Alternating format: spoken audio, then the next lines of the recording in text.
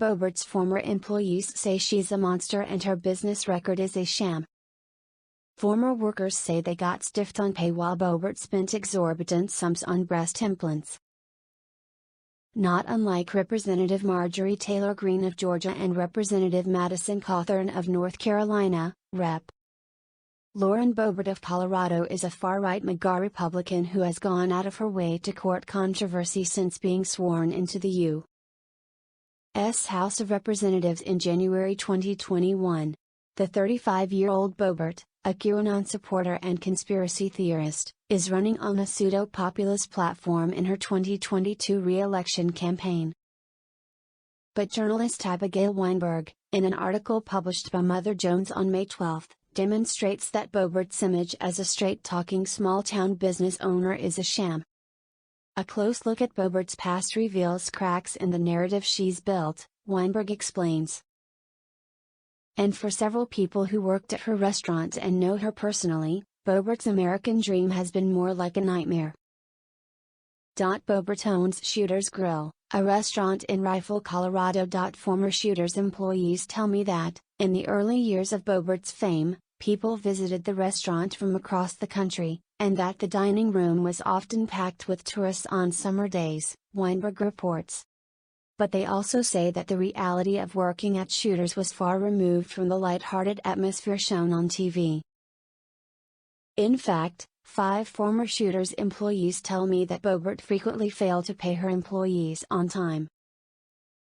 2 of the former workers wished to remain anonymous because they feared retaliation, another did not want to be named and publicly associated with Boebert. A big part of Boebert's hyper-MAGA narrative is that she had a tough working-class upbringing and that Democratic policies did nothing to help someone like her. But according to Weinberg's sources, the Shooter's owner has a history of not treating her employees well.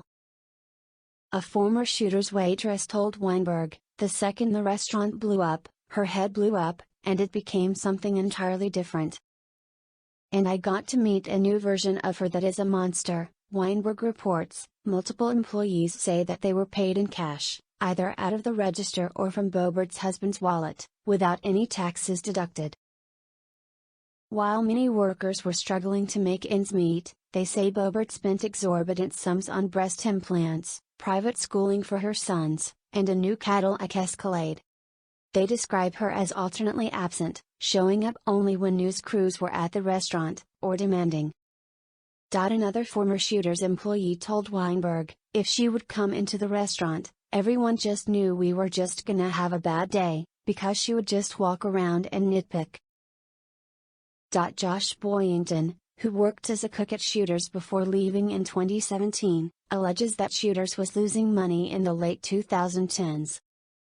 Boyington told Weinberg, "Shooters don't make no money. I left because I don't even think we were topping $500 a day." Weinberg managed to get Boebert on the phone. But when the far-right MAGA congresswoman found out that Weinberg writes for Mother Jones, she hung up on her.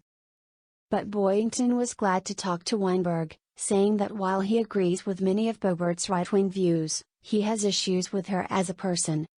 Boyington told Weinberg, "She's an easy person to love if you don't know her. It's just, once you get to know her, you just don't love her."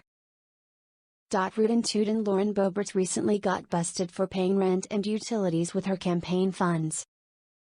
She's also very quick to judge people who struggle with student loans, so it probably wouldn't surprise you learn that she's also, allegedly, hypocritical when it comes to running her own business and placing a priority on paying employees.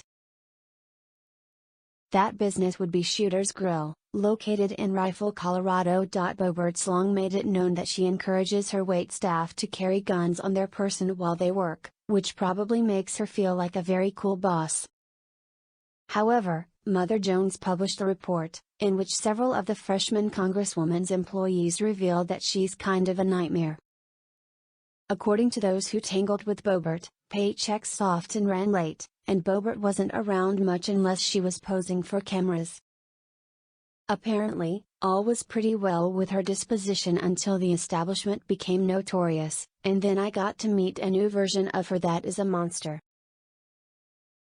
Here's more about Boebert's allegedly backwards priorities: multiple employees say that they were paid in cash, either out of the register or from Boebert's husband's wallet, without any taxes deducted. While many workers were struggling to make ends meet, they say Boebert spent exorbitant sums on breast implants, private schooling for her sons, and a new Cadillac Escalade. They describe her as alternately absent, showing up only when news crews were at the restaurant, or demanding. If she would come into the restaurant, one former employee tells me, everyone just knew we were just gonna have a bad day, because she would just walk around and nitpick. Interestingly enough, Mother Jones does point toward a previously known story that's worth addressing here. That'd be the 2017 incident in which another Boebert-owned restaurant, Smokehouse 1776, which has since shuttered, ended up catering a local rodeo, and 80 event attendees subsequently came down with nausea and diarrhea. In the aftermath, the county health department investigated and declared that this was down to food poisoning from pork sliders, and Boebert responded not with an apology but by penning a newspaper op-ed that accused the health department of botching the investigation with stool samples that were improperly handled. Boebert then blamed the fairgrounds crew for the level of filth that was on the grandstands, which she argued was the food poisoning culprit. What a racket!